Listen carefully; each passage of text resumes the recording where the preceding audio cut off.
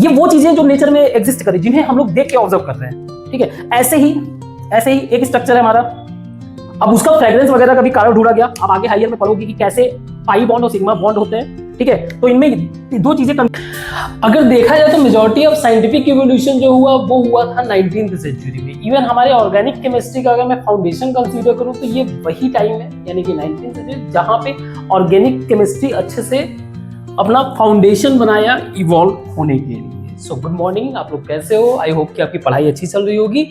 आज हम लोग डिस्कस करेंगे कार्बन चेन के बारे में, कार्बन चेन के बारे में, इसको समझने की कोशिश करेंगे। तो हम लोगों ने काफी सारी चीजें बातें डिस्कस कर लिया है, अब आगे डिस्कस कर रहे हैं। इसके पहले स्टार्ट होता है कार्बन से, तो सबसे बेसिक कंपाउंड हम लोगों ने पढ़ा था मीथेन गैस का। मीथेन गैस का मिथ से मिलता था, उसको क्या करते थे, फर्मेंट होके जो गैस निकलता था, फर्मेंट इन द प्रेजेंस, मतलब वहां पे ऑक्सीजन प्रेजेंस नहीं होता था, तो इसको बोलते थे एनारोबिक रिएक्शन। तो उससे जो मिलता था वो मिलता था हमें मीथेन गैस। नाम को लेकर भी हम लोग क्लियर है, इसमें कोई डाउट नहीं। अब बात आती है चैन बनाने का। ओके, ये याद रखना, ये 17th सेंचुरी में मिला हुआ है, ठीक है। अब अगेन ये ऑर्गेनिक क्यों है, क्योंकि प्लांट्स वगैरह से मिला था इसलिए, ठीक है। अब अगर मुझे चैन फॉर्म करना तो मुझे एक हाइड्रोजन को हटाना पड़ेगा चैन बनाने के लिए। अभी तो है एक हाइड्रोजन को हटाया गया, तो इस तरीके से जो है हमारा चेन फॉर्मेशन हो रहा है।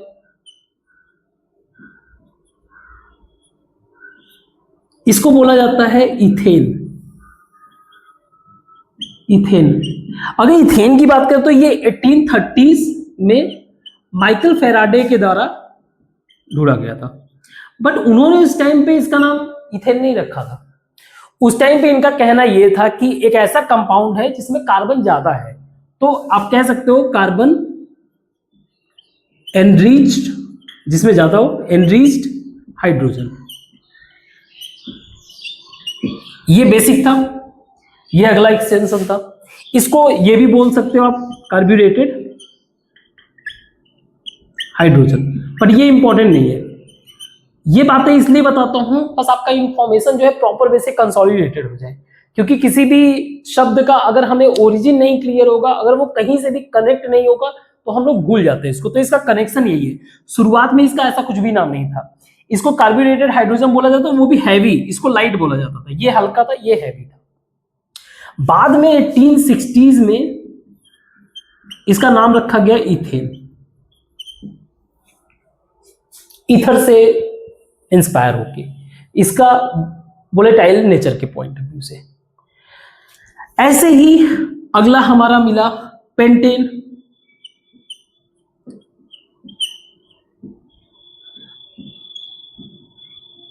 पेंटेन,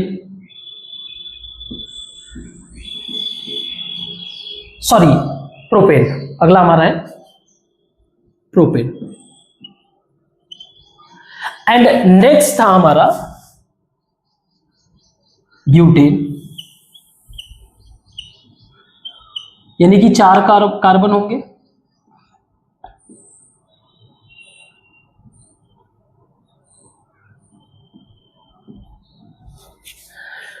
इस तरीके से फर्दर रिसर्च होता जा रहा था और ये सारी चीजों का डेवलपमेंट हो रहा था। हम लोगों ने आईयूपीएसी के बारे में पता है, आईयूपीएसी से भी पहले एक ऑर्गेनाइजेशन वर्क करता था, एक ऑर्गेनाइजेशन वर्क करता था जिनेवा में, उनका हेडक्वार्टर था। वो भी प्रयास उनका यही था, देखो ये आईयूपीएसी था 1990 में, उनका भी प्रयास यही था कि जो भी साइंटिफिक रिसर्च चल रहा है ना, सबको एक लाइन में लेके आना है ना, सबको अलाइन करना। इसीलिए इन्होंने फिर, जो जिनेवा वाले थे, उन्होंने फिर नाम देना शुरू कर दिया कि हम लोग रेदर देन, देखो पहले क्या होता था कि जो भी कोई नया एलिमेंट, नया कंपाउंड मिलता था या बनाया जाता था, उसका जो नाम होता था वो बेस्ड रहता था या तो उस साइंटिस्ट के नाम पे या फिर उस प्लेस के नाम पे या फिर उसकी कोई खास प्रॉपर्टी हो। जैसे एग्जांपल के लिए हमें पता है क्लोरीन गैस वो ग्रीन कलर का दिखता है। ठीक है, ऐसे कई सारे हैं, कई सारे गैसेस और कई सारे कंपाउंड उनके नाम पे भी। तो इन्होंने क्या किया, जो इसके पहले इनका एक ऑर्गेनाइजेशन था जिनेवा, इन्होंने एक जिनेवा रूल बनाया। उसमें 1860s के बाद की बात बता रहा हूं, इन्होंने ये फॉलो किया कि अब के बाद जो भी कार्बन मिलेंगे, जो भी कंपाउंड मिलेंगे, उनको हम लोग जो है ग्रीक लेटर से शो करेंगे, दैट इज पेंट यानी कि 5, हेक्स यानी कि 6, हेप्ट यानी 7, ऑक्ट एंड सो ऑन। ठीक है, इस तरीके से हम लोग इंडिकेट करेंगे। तो इतना ही नहीं, अब हम लोग बात कर रहे हैं 1860s 70s के टाइम पे huge level of chemical research, chemistry वगैरह सारा कुछ चल रहा था, बहुत सारा रिसर्च चल रहा था।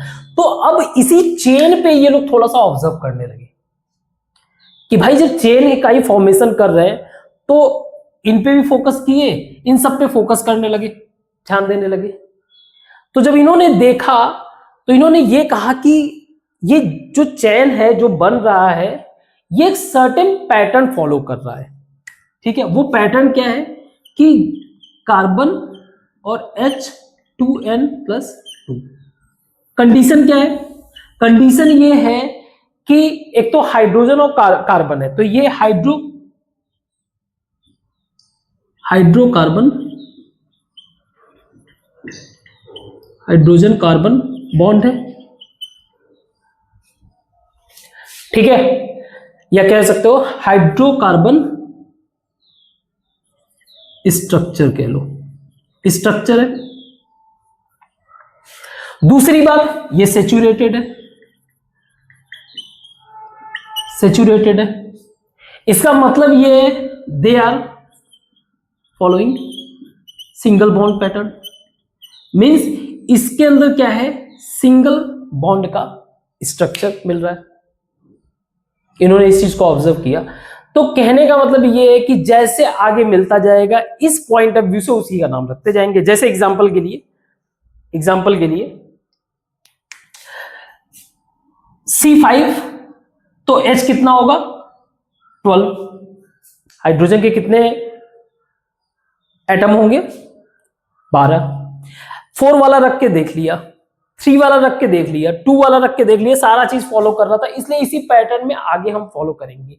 तो ये तो रहा आगे का फ्यूचर की बात, लेकिन इन लोगों ने यहीं पे रिसर्च करना शुरू कर दिया था। इन्होंने ये पाया कि सबसे पहली बात ये कि जो चेन का स्टार्टिंग है, मेरा चेन स्टार्ट कहां से हो रहा है, कार्बन का, ये मेरा मान लो फर्स्ट चेन है, लेकिन चेन का स्टार्टिंग CH3 से हो रहा है। मतलब एक H को तो आपको रिप्लेस करना पड़ रहा है ना, चाहे इस साइड से देखो चाहे इस साइड से, इधर भी आपको CH3 दिखेगा, इधर भी आपको CH3 दिखेगा।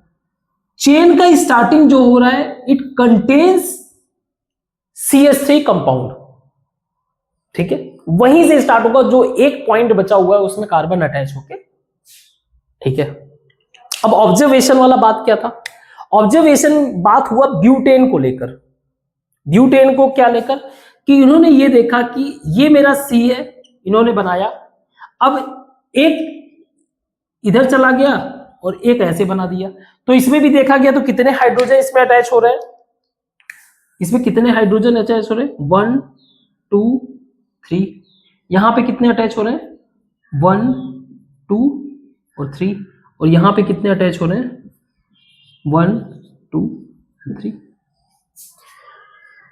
हाइड्रोजन काउंट करते हैं, क्या ये वाला फॉर्मूला फॉलो कर रहा है? अगर देखा जाए तो CnH2n+2 वाला फॉर्मूले में C4H369, और क्योंकि इसमें ऑलरेडी 1 2 लगे हुए हैं, एक बाकी है, तो ये हो गया H10।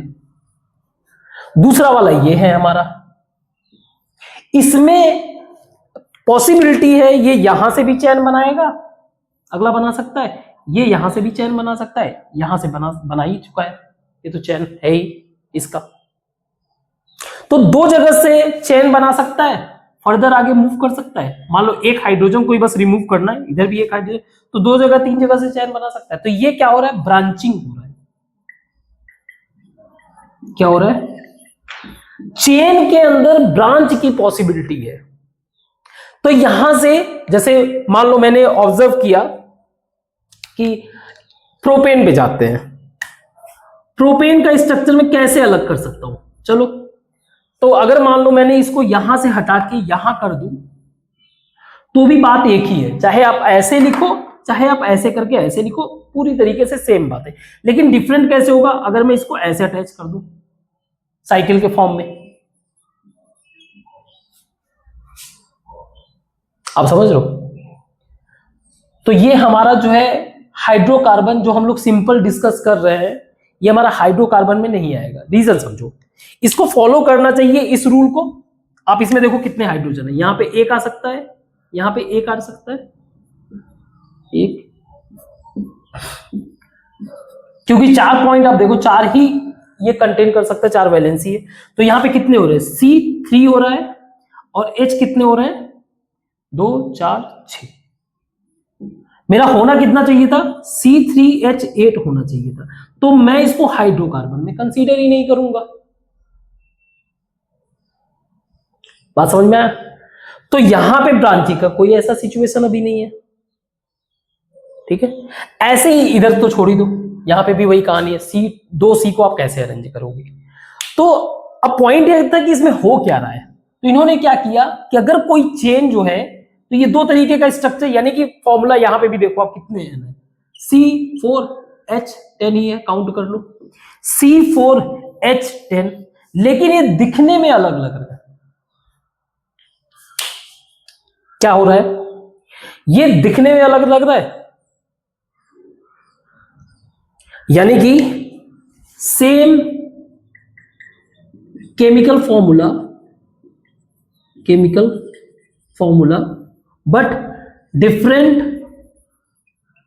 इन स्ट्रक्चर।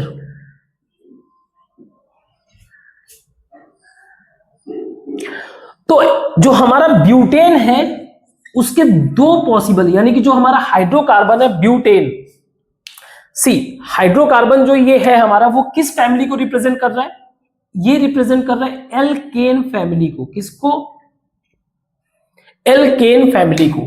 यानी कि इससे जो भी हमारा मिलेगा उसके लास्ट में हमको एन शब्द देखने को मिलेगा, एन शब्द देखने को मिलेगा। तो यहां पे हमने देखा कि ये हमारे हाइड्रोकार्बन के सैचुरेटेड कार्बन यानी सिंगल बॉन्ड के पैटर्न को, एल्केन फैमिली को पूरी तरीके से ये सेटिस्फाइड कर रहा है, ये जितने भी कंडीशन है, ठीक है, ये जितने भी कंडीशन है ये पूरी तरीके से सेटिस्फाई कर रहा है। तो फिर इसका अलग नाम एक है हमारा, तो एक है हमारा एन ब्यूटेन। एन ब्यूटेन का मतलब ये, एन का मतलब है यहां पे नॉर्मल, जो नॉर्मल है, जो सिर्फ स्ट्रेट चेन शो कर रहा है, स्ट्रेट चेन शो कर रहा है, वो हमारा एन ब्यूटेन है। और जो ब्रांच शो कर रहा है, जो ब्रांच शो कर रहा है वो है हमारा iso butane. Iso butane, iso हमारा किस चीज को रिप्रेजेंट कर रहा है, ब्रांच को, एक नए ब्रांच को रिप्रेजेंट कर रहा है कि इसके अंदर जो है कहीं कोई कार्बन ऐसा है जिसपे एक नया ब्रांच बनने की पॉसिबिलिटी है, ठीक है। इसलिए इसका नाम रखा गया आइसो ब्यूटेन। और क्योंकि ये 2 स्ट्रक्चर है, same chemical formula different structure, इसलिए इसको बोला गया structural isomer. Structural isomer. What is मर, आप मीथेन गैस को जब आप देखोगे ना तो उसमें जो मॉलिक्यूल्स है, उसके जो बेसिक मॉलिक्यूल्स है वो CH4 ही मिलेगा। तो ये क्या है, एक तरीके का मर। इसमें क्या है, सारे के सारे मॉलिक्यूल्स क्या मिलेंगे, C2H6 ही मिलेगा। तो ये भी क्या है, पूरा एक मर है। तो ऐसे कई सारे मर मिलके ये पूरा का पूरा क्या बनाएगा, इथेन बनाएगा। ऐसे सेम कई सारे मिलके पूरा प्रोपेन बनाएगा। ये सिंगल मर है। आइसो का मतलब होता है सेम,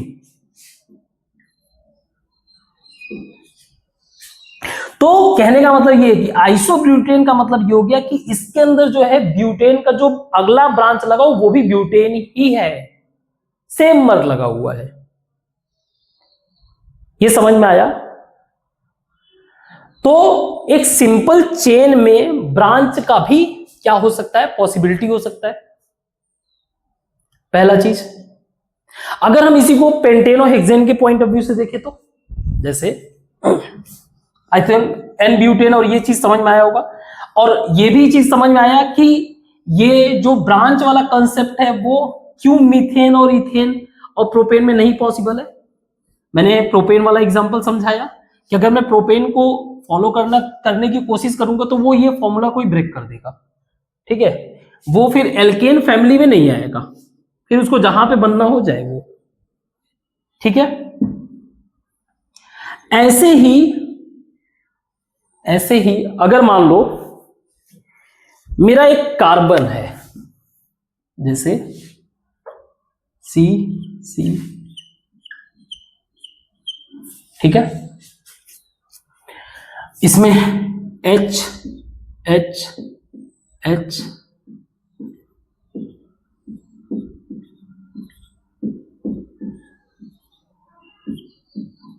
कितने हो गए, ये हो गया C5H12, ये हमारा है पेंट 5 को रिप्रेजेंट कर रहा है, एन रिप्रेजेंट कर रहा है फैमिली को, एल्केन फैमिली को, क्योंकि सारे के सारे सिंगल बॉन्ड, ठीक है। तो अब इसके आगे जितने भी जाएंगे हम लोग, ठीक है, इसके आगे जितने भी जाएंगे हम लोगों को मिलना क्या शुरू हो जाएगा, इसी पेंटेन में एन पेंटेन भी मिलेगा, यानी कि कोई ब्रांच नहीं होगा, सीधे सीधे स्ट्रेट फॉरवर्ड इसका स्ट्रक्चर होगा। आइसोपेंटेन भी मिलेगा, और एक और है जिसको बोलते हैं नियो। अब नियो को समझ लेते हैं। तो नियो का मतलब ये है कि जैसे अभी तक हमने जो पढ़ा था उसमें सिर्फ 2 ही ब्रांच पॉसिबल थे। अब एक ऐसा कार्बन है जिसका CH3 यहां पे एक लगा हुआ है, यहां पे एक CH3 लगा हुआ है, यहां पे एक CH3 लगा हुआ है, एंड यहां पे भी एक CH3 लगा हुआ है। मींस फ्रॉम एवरी साइड यहां से भी पॉसिबल है ये ब्रांच बनाए, यहां से भी एक नया ब्रांच बना सकता है, यहां से भी एक नया चेन बना सकता है, न्यू चेन है, ऐसे समझो, ब्रांच छोड़ो, इसके लिए ये ब्रांच है, बट ये तो चेन बना सकता है ना, यहां से भी तो चेन बना देगा, यहां से भी चेन बना देगा, बट इसके लिए ये क्या है, ये सारे के सारे ब्रांच है। इसके पहले जो हम लोगों ने आइसो पढ़ा था उसके लिए सिर्फ मान लो 2 के आसपास ब्रांच रखते हैं, ठीक है, एक तो नेचुरल हो गया, दूसरा एक 2 ब्रांच, यहां पे एक नेचुरल जहां से ये स्टार्ट हो रहा है ये चेन, और बाकी 1 2 3 ब्रांच। इसके बियॉन्ड और ये सारे के सारे किसमें, इसके बियॉन्ड तो बनेगा ही नहीं, क्योंकि क्या होता है इसका वैलेंसी 4 है, इसके बियॉन्ड तो बने। तो इस तरीके का स्ट्रक्चर जहां पे 3 तरह से ब्रांच पॉसिबल है उसको बोलेंगे नियोपेंटेन, जो कि ब्यूटेन में पॉसिबल नहीं था। आई होप कि आपको ब्रांच का कंसेप्ट समझ में आया। तो आप 6 लेवल पे भी चले जाओ, हेक्सेन बना लो, हेप्टेन बना लो, डेकेडेन बना लो, जो भी बनाना है बना लो, यू विल फाइंड मैक्सिमम एक तो एन पेंटेन मिलेगा जो रिप्रेजेंट करेगा स्ट्रेट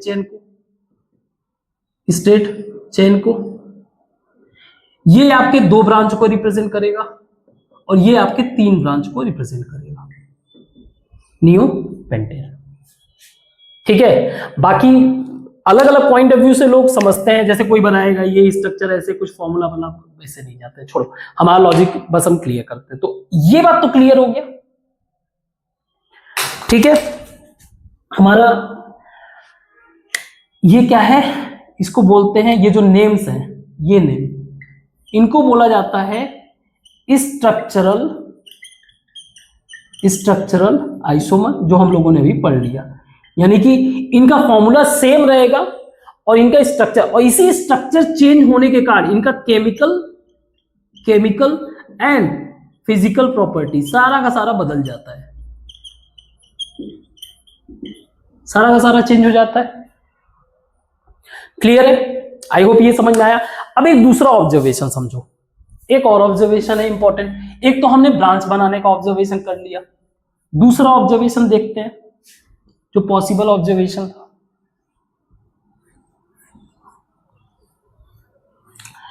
दूसरा ऑब्जर्वेशन हमारा ये था कि भाई अगर आपका चेन बना रहा है कार्बन, कार्बन मान लो आपका ऐसे है, दो को छोड़ो तीन पे आते हैं, तीन पे कुछ अलग होगा। अगर ये है तो कार्बन तो ऐसे भी तो हो सकता है, फिर साइक्लिक फॉर्म भी तो कर सकता है, ऐसे ही 4 भी बना सकते हो।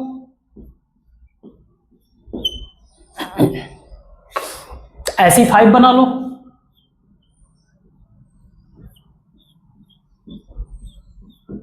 यानी कि अगर इस पे देखा जाए, एक हाइड्रोजन दो हाइड्रोजन, कोई बात नहीं, मैं बैलेंस के हिसाब से चलूंगा। ऐसे ही यहां पे, तो ये सारी चीजें पॉसिबल है।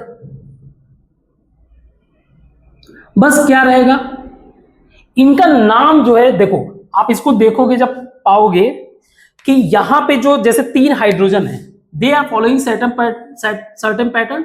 जैसे 3 हाइड्रोजन है तो वो कितने हैं, 6 हाइड्रोजन, सॉरी 3 कार्बन है तो 6 हाइड्रोजन। यहां पे अगर 4 कार्बन है तो 8 hydrogen. Means every each carbon जो है 2 हाइड्रोजन कंटेन कर रहा है। 5 है तो 10 एंड 6 है तो 12। तो खास बात क्या है, एक तो ये जो है साइकिल के फॉर्म में है। दूसरी बात ये आपको जो है CnH2n का पैटर्न फॉलो करता है। ठीक है, तो मैं ये कह दूंगा कि अगर इसका जो भी आएगा वो साइकिल एल्केन का फैमिली होगा। एल्केन, क्योंकि सब में क्या है, सिंगल बॉन्ड। अब बात सुनो, आपको ये देखने को जल्दी मिलेगा ही नहीं। रीजन ये है, आप हायर लेवल पे जब जाओगे तो पता चलेगा। देखो सी जो हमारा टेट्राहेड्रल है, उनके बीच में एक सर्टेन एंगल होता है जिसके कारण वो स्टेबिलिटी गेन करते हैं। तो इस लेवल पे तो वो एंगल, जैसे यहाँ पे जो है 90 डिग्री दिख रहा है आपको, ठीक है, 90 डिग्री वैसे नहीं रहता है, वैसे 10 समथिंग कुछ डिग्री रहता है इन बॉन्ड के बीच का एंगल। ठीक है, यहाँ पे 90 डिग्री दिख रहा है। तो ऐसे करके जो इनका स्ट्रक्चर है वो स्टेबल नहीं है, because of bond angle. Different angle होने के कारण एक स्टैंडर्ड एंगल चाहिए इसको 109। ये आगे की बातें हैं, लेकिन अगेन जो पॉइंट मुझे डिस्कस करना है उसका एक प्रॉपर रेफरेंस होना चाहिए। ये स्टेबल नहीं है, इसलिए हमारा डिस्कशन में आता है डायरेक्ट 6 पे। हम लोग इसको बोलते हैं साइक्लोहेक्सेन, सिंपल साइक्लोहेक्सेन। ठीक है, इसका जो बॉन्ड एंगल है, जो ideal bond angle of carbon है, उसके ऑलमोस्ट इक्वल है। दैट इज द रीजन ये स्टेबल स्ट्रक्चर है, इसलिए ये डिस्कशन में आ रहा है। बट इससे भी ज्यादा डिस्कशन में आता है, अब इसमें क्या होगा, Cn यानी C6H12 होगा, 2 ही हाइड्रोजन आ सकते हैं।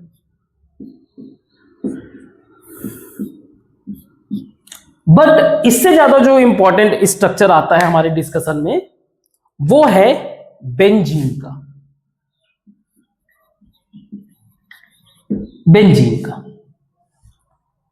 इसमें क्या है, बेंजीन की खास बात क्या है, ध्यान से समझना।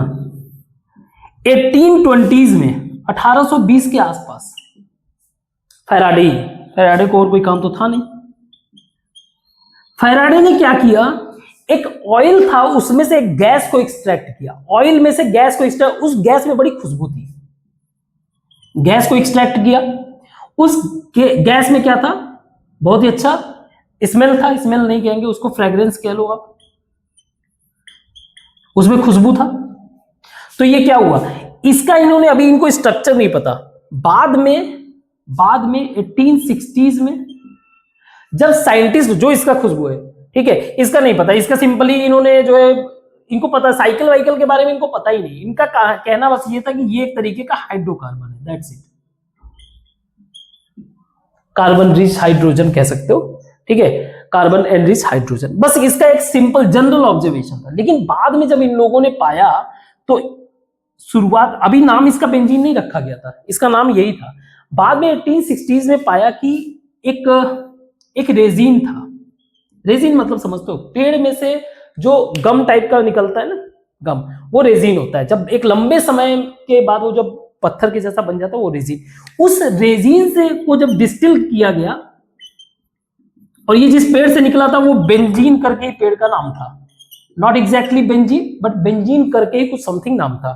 तो डिस्टिल किया गया तो इसमें से जो गैस आया वो गैस जो है सिमिलर टू दिस गैस। अब उसका फ्रेग्रेंस वगैरह का भी कारण ढूंढा गया। आप आगे हायर में पढ़ोगी कि कैसे पाई बॉन्ड और सिग्मा बॉन्ड होते हैं, ठीक है। तो इनमें दो चीजें कंक्लूड हुआ कि एक तो अल्टरनेटिव क्या है, डबल बॉन्ड है। एक यहां पे है, एक यहां पे है और एक यहां पे मान लो। यानी कि अगर अल्टरनेटिव क्या है, बेंजीन का खास बात क्या रहेगा, अल्टरनेटिव डबल बॉन्ड। अब सोच के देखो, डबल बॉन्ड, अब सोच के देखो, एक कार्बन पे, ध्यान से समझना, बेंजीन का कंसेप्ट समझ में आएगा। एक कार्बन पे कितने हैं हाइड्रोजन हो सकते हैं, सिर्फ एक हाइड्रोजन, क्योंकि हर एक कार्बन जो है 3 बॉन्ड से अटैच है, ठीक है। पहचान समझो, हर एक कार्बन जो है 3 बॉन्ड से अटैच है, 1 2 3 4 5 6, यानी कि C6H6। अब मैं थोड़ा सा हाइयर लेवल की बातें बताने वाला हूं। जब भी एक बॉन्ड बनता है, सिंगल बॉन्ड बनता है, वो बनता है सिग्मा बॉन्ड, उसको बोला जाता है सिग्मा बॉन्ड, ठीक है, सिग्मा बॉन्ड। और जो डबल बॉन्ड जहां पे दिखेगा आपको, यहां पे होता है पाई बॉन्ड। ध्यान से समझना, मैं एक बस बात को क्लियर करना चाहता हूं, इसको एरोमेटिक बोला जाता है। एरोमेटिक मतलब जिसमें सुगंध हो। ये एरोमेटिक क्यों है, तो इसको पाई बॉन्ड, और ये जो पाई बॉन्ड होता है वो वीक होता है। तो ये क्या होता है ना कि बॉन्ड हमेशा शिफ्ट करता रहता है। बॉन्ड होता है इलेक्ट्रॉन से, तो इसके अंदर इलेक्ट्रॉन कभी यहां पे, फिर यहां पे, यहां पे, यहां पे, ऐसे कंटिन्यूअसली इलेक्ट्रॉन जो है मूव करता रहता है। इलेक्ट्रॉन मूव करने के कारण, क्योंकि इसके कारण जो है उनके जो पिगमेंट्स होते हैं, जो इलेक्ट्रॉन के रिसेप्टर्स होते हैं, वहां से रिलीज होता है कुछ जो एक तरीके से खुशबू देता है। तो बेंजीन की खास बातें क्या है, एक तो ये 6 कार्बन है और 6 ही हाइड्रोजन है। पहला चीज, हर एक अल्टरनेट कार्बन जो है हैज डबल बॉन्ड। हर एक अल्टरनेट कार्बन पे क्या मिलेगा आपको, डबल बॉन्ड। एक कार्बन को आप देखोगे तो उससे एक हाइड्रोजन ही अटैच है। खास बात है, इसके अंदर खुशबू होता है। खुशबू होने का रीजन ये है, इसके अंदर जो पाई बॉन्ड होता है वो वीक होता है, जिसके कारण जो है वो ब्रेक होकर कंटिन्यूअसली इलेक्ट्रॉन जो है घूमते रहते हैं। जब ये घूमते हैं तो जहां पे भी ये जाते हैं, जिसके रिसेप्टर्स होते हैं वो वहां से रिलीज होते रहते हैं, जिसके कारण इसमें से खुशबू आती है, ठीक है। तो हम लोग डिस्कस क्या कर रहे थे, हाइड्रोकार्बन। सो द कंपाउंड, अगर मैं इसको कंक्लूड करूं, the compounds which contain hydrogen and carbon known as hydrocarbon compound. पहला बात, compound, hydrocarbon compound, if they are arranged with single bond, तो ये क्या होंगे, सेचुरेटेड हाइड्रोकार्बन कंपाउंड होंगे। When they connect with the, या फिर कह सकते हो उसको एल्केन फैमिली के होंगे। सिंगल बॉन्ड का मतलब हो गया alkane family. If they arranged in such a way, आगे इन सच अ वे कि अगर कहीं पे भी चेन में डबल बॉन्ड मिला, कहीं पे भी एक या एक से ज्यादा डबल बॉन्ड मिला, then it belongs to the alkene family. Alkene family का मतलब क्या हो गया, एल्कीन फैमिली का मतलब यही हो गया कि इसमें जो है कहीं एक जगह क्या होगा, 2 बॉन्ड जरूर मिलेगा। और तीसरा है हमारा एल्काइन फैमिली। कहीं पूरे स्ट्रक्चर में कहीं पे भी एक जगह 3 बॉन्ड मिलेगा या एक से ज्यादा जगह भी मिल जाएगा, तो उसको बोलते हैं एल्काइन फैमिली। तो ये हमारा सेचुरेटेड हाइड्रोकार्बन्स हुआ। ठीक है, इसको मैं मिटाता हूं, फिर आगे डिस्कस करते हैं। तो जो हम लोगों ने अब तक चेन पढ़ा, चीजों को ऑब्जर्व किया, उसके पॉइंट ऑफ व्यू से सिर्फ इतना ही था कि एक कार्बन है, उसके चारों तरफ हाइड्रोजन लगे हुए हैं। बट इन रियलिटी ऐसा नहीं था। जैसे जैसे रिसर्च आगे बढ़ा, उसने और भी कुछ पाया। जैसे कहीं कहीं पे क्या है कि एक हाइड्रोजन को रिप्लेस करके कोई और चीज बैठा हुआ है, जैसे कि मान लो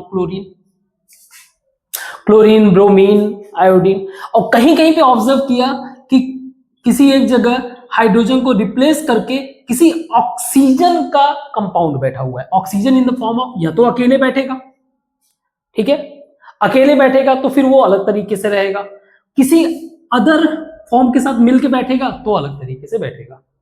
तो ये क्या कर रहे थे, जब इस तरीके के ग्रुप मिल रहे थे, तो इसमें एक बात और ऑब्जर्व किया कि जो इनका ओरिजिनल फॉर्म था, उनका जो ओरिजिनल बिहेवियर था, प्रॉपर्टीज था, ये कंप्लीटली पर्टिकुलर एक कंस्टिट्यूएंट ने, एक पार्ट ने पूरा का पूरा बिहेवियर ही इसका चेंज कर दिया। आप समझ रहे हो बात को, कि इन लोगों ने ऑब्जर्व किया कि एक सर्टेन चीज का बिहेवियर कुछ ऐसा है कि पूरा का पूरा स्ट्रक्चर ही चेंज कर दिया। इनको बोला गया फंक्शनल ग्रुप।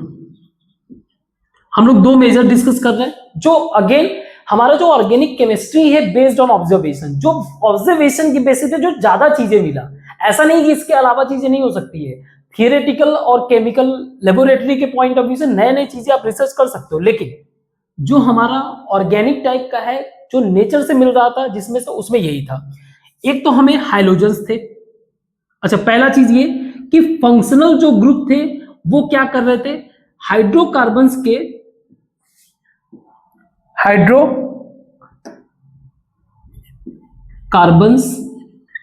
का फिजिकल हो चाहे केमिकल हो चाहे फिर रिएक्टिव, सारे बिहेवियर ओवरटेक कर लिया। ओवरटेक का मतलब, अगर क्लोरीन है तो क्लोरीन का ही एक तरीके से इफेक्ट देखने को मिलेगा उसमें। ठीक है, पहला चीज। दूसरी बात, हम लोग मेजर 2 तरीके के फंक्शनल ग्रुप देख रहे हैं। इनका बिहेवियर चेंज होने के कारण नाम भी इन्हीं के हिसाब से पड़ेगा, नेम भी चेंज हो जाएगा, नेम गॉट चेंज, क्योंकि बिहेवियर चेंज, प्रॉपर्टी चेंज, तो एक ही नाम तो रहेगा नहीं। मेजर हम लोग 2 तरीके के देख रहे हैं, एक हाइलोजेंस किसको बोलते हैं? हाइलोजेंस जो आपका एलिमेंट का 17th ग्रुप है, पीरियोडिक टेबल का जो 17th ग्रुप है, इसके बाद आपका आ जाता है 18th ग्रुप, यानी कि इनर्ट गैस। तो यहां पे आपको हाइलोजेंस मिलेंगे fluorine, chlorine, bromine, iodine etcetera, इतना तक बहुत है।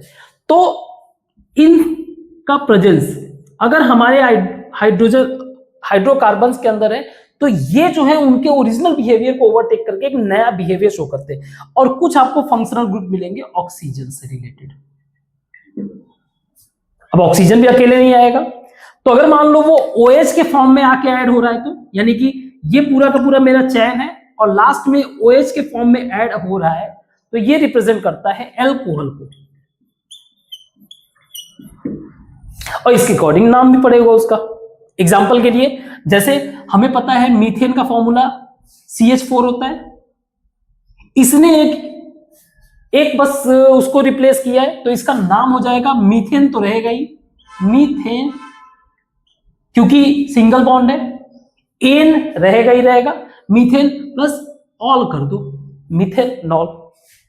अब बिहेवियर में देखो, मीथेन हमारा गैस था, ये हमारा लिक्विड है, और ये वो चीज है जिसको फ्यूल की तरह यूज करते हैं। इसी तरीके से एक और देख लेते हैं,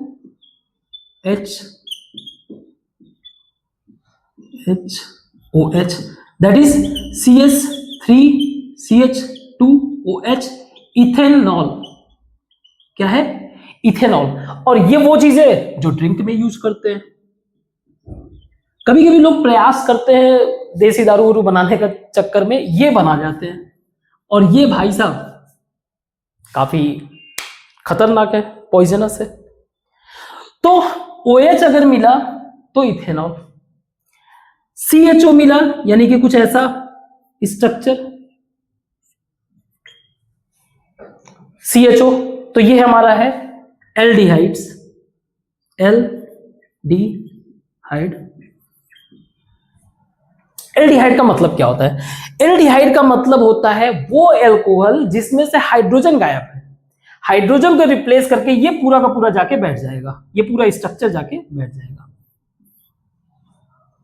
अगेन ऑक्सीजन का ही कंस्टिट्यूएंट है, इसने कार्बन के साथ मिलके जाके हाइड्रोकार्बन पे बैठ गया।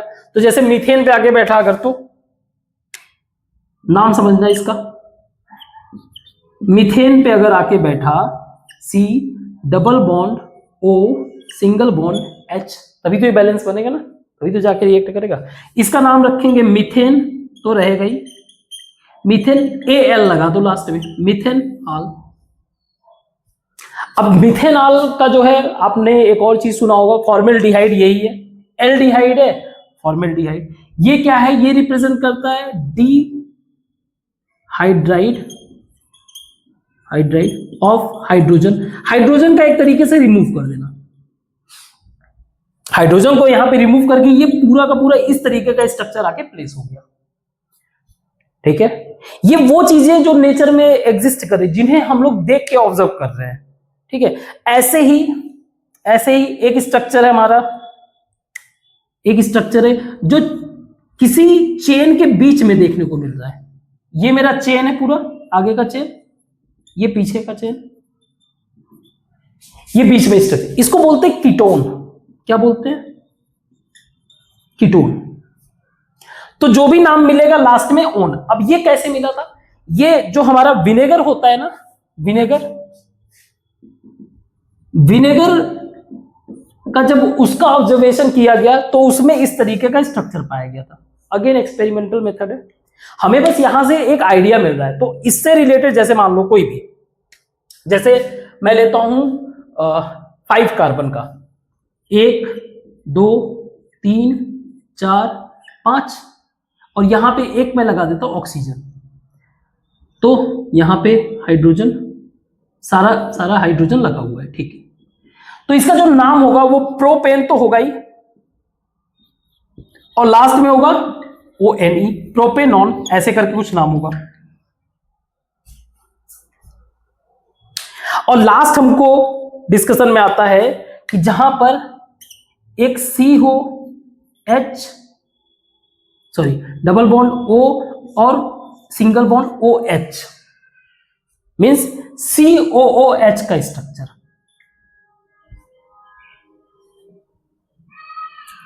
जैसे आप लोगों ने एक एसिड सुना होगा COOH CH3COOH, एसिटिक एसिड। तो ये क्या रिप्रेजेंट करता है? कार्बोक्सिलिक एसिड को, उसी अकॉर्डिंग इसका नाम रखा जाता है। जैसे इसका नाम क्या हो जाएगा? मान लो अगर प्रोपेन पे ही अगर नहीं, ये पेंटेन, सॉरी ये पेंटेन है, तो पेंटेनॉन हो जाएगा, pentanone. Not a big deal, आपको बस अभी कंसेप्ट समझना है। नॉमेनक्लेचर हम लोग अभी एक बार और देखेंगे। ठीक है, तो इसके लिए प्रोपेन का एग्जांपल लेते हैं। जैसे मान लो 1 C 2 3, एक तो H यहां पे हाइड्रोजन, यहां पे ऑक्सीजन और एक OH। अब ये क्या बनाता है इसके नाम को? इससे ये बनता है प्रोपेन, क्योंकि 3 कार्बन है तो हो गए प्रोपेन। अब ये एसिड है तो इसको लास्ट में लिखा जाता है नोइक, NOIC एसिड। तो अगर 4 में बनाओगे तो ब्यूटेनोइक, 5 में बनाओगे पेंटेनोइक, ऐसे करके ये बन जाएगा। तो नॉमेनक्लेचर भी बेसिक है, लेकिन आगे जो आएगा हम लोग डिस्कस करेंगे। ठीक है, तो आज के लिए इतना ही रखते हैं। Thank you.